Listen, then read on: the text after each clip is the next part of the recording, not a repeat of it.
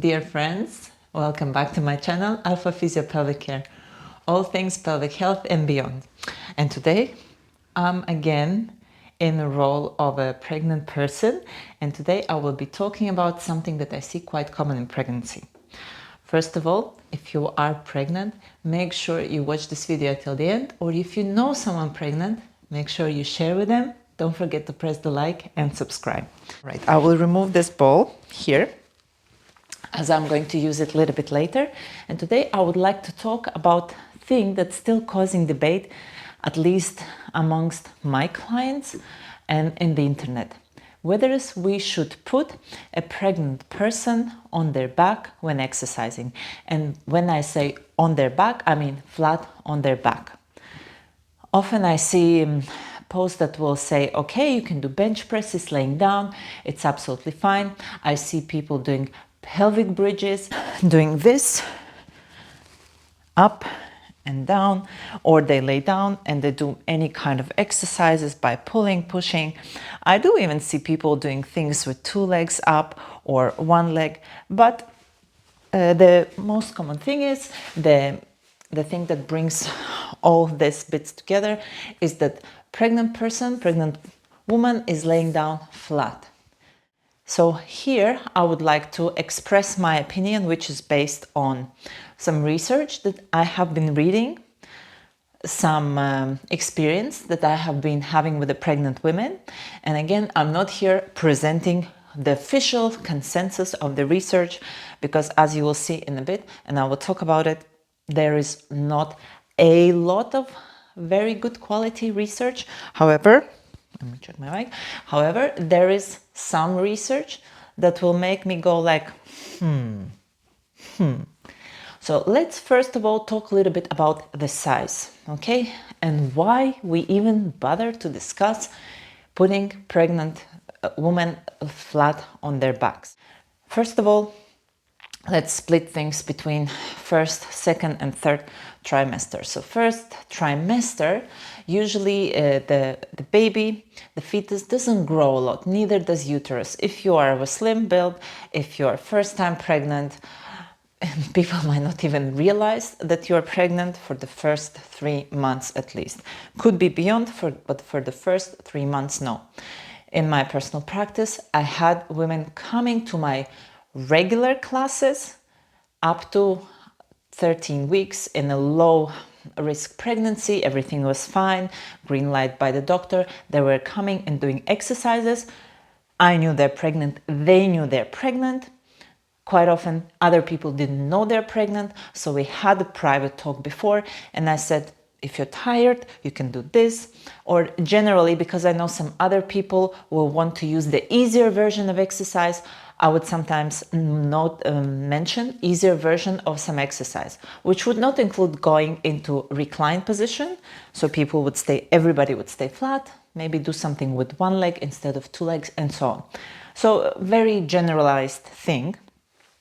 If that person didn't want everyone else to know that they're pregnant, so we did very generalized adjustment. This is easy version, this is hard, choose guys which one you prefer to do. And they would participate in a normal class. After 13 weeks, I would send them into my pregnancy class, where I do not put pregnant people in flat back, no matter what everyone says to me.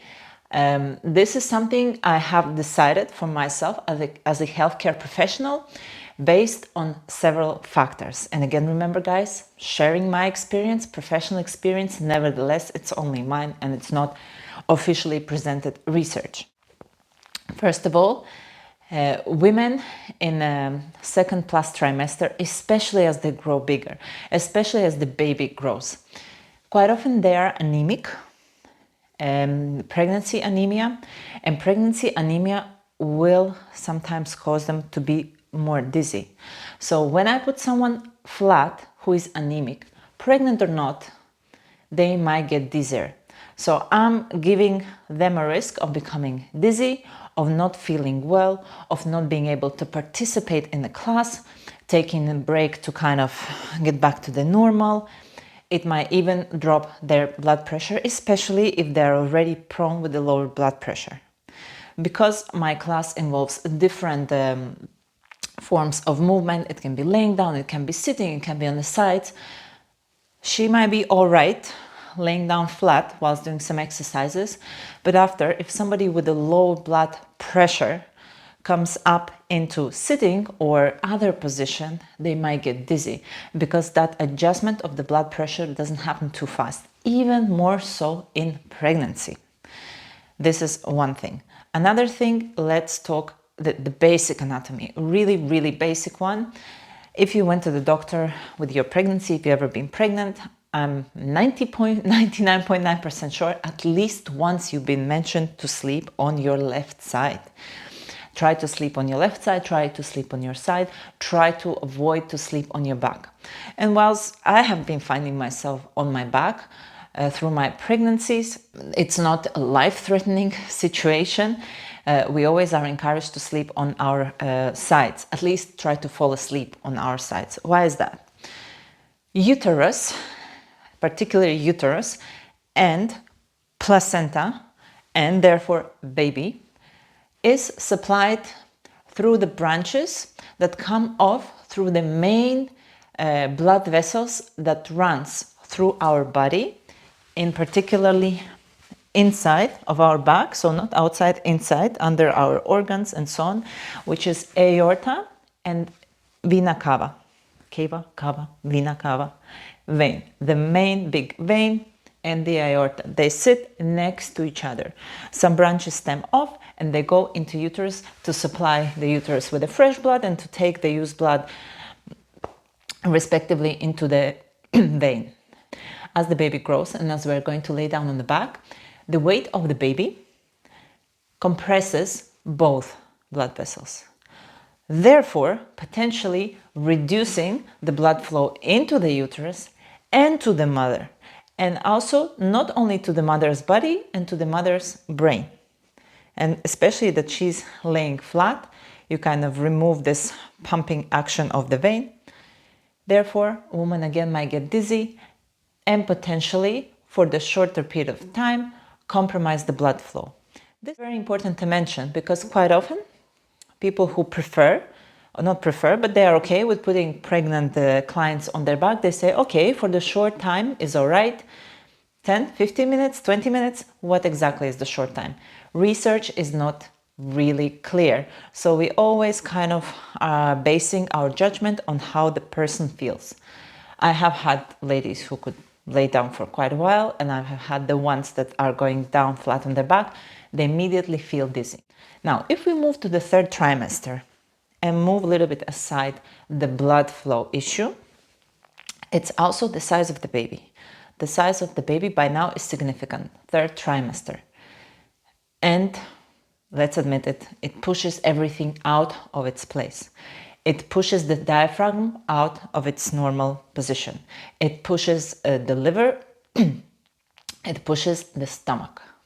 If somebody had even a lighter meal or drink and they lay down on their back and the baby kind of slides up, it will affect their stomach. They might feel sick, they might feel heartburn. Diaphragm is already trying there to work as hard as it can, and if with the gravity the baby is kind of down and a little bit away from the diaphragm, the gravity pushes everything down. Whilst we're laying down flat, the baby will move up slightly and will push into diaphragm. So the pregnant person has to breathe even harder in order to catch up with their breath. Therefore, again, compromising well-being. We're not talking about like a huge life threat. We're talking about like feeling good and feeling well whilst exercising and getting maximum from the exercise that we are doing. So therefore, you can ask yourself a question that I have asked myself, and I have answered this to myself.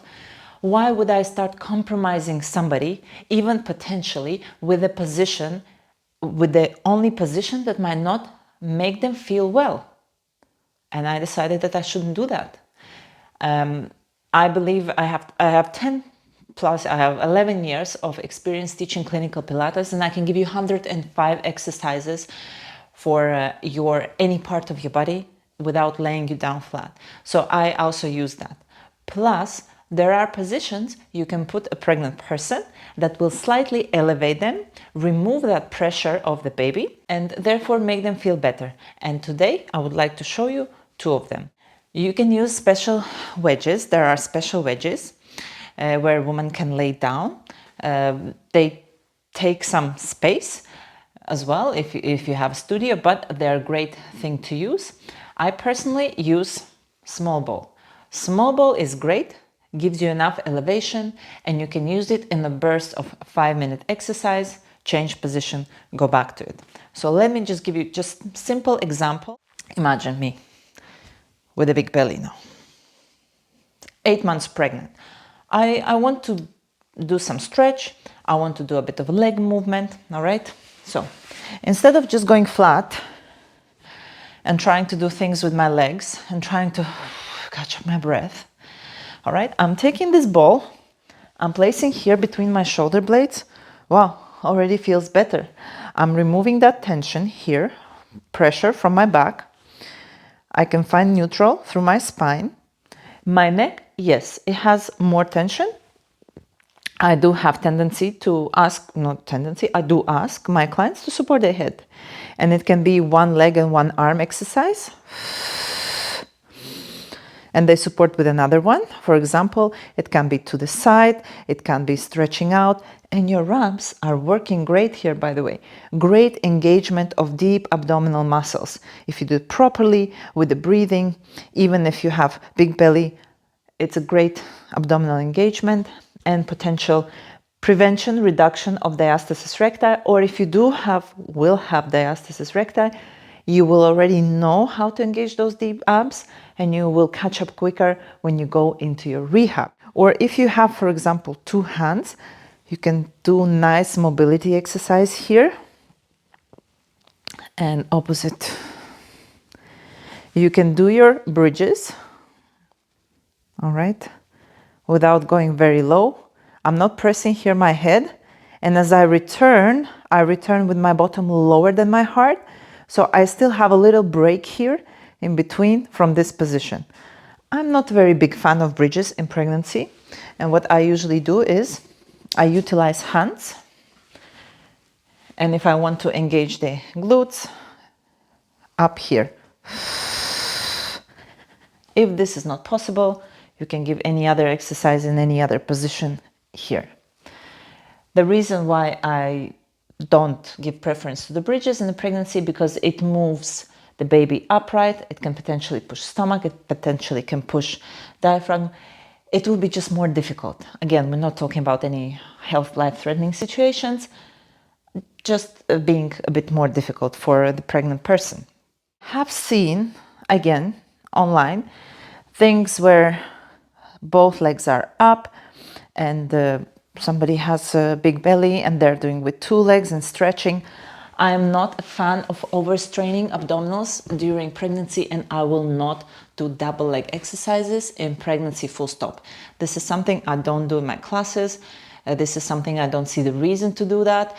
Maybe if somebody wishes to do this by themselves, they can do that. I usually don't advise it and don't suggest. With the correct breathing, correct engagement, with a bit more weight maybe on one leg and on the other hand, you can greatly give healthy stress to your deep abdominals without overstraining them. Besides the small ball, you can use a big ball. If you want to do something laying down, you lay down on a big ball. This is a little bit out of air, but it works great for my purpose. My bottom is slightly lower. You want to do some rows here. You want to do some arm exercises. You want to do some drops, bridges, not a problem, with the head support. Okay, you can even roll a little bit side to side. Gives nice kick to your deep abdominal muscles. And if you feel like you need to drop a little bit, again, you can drop.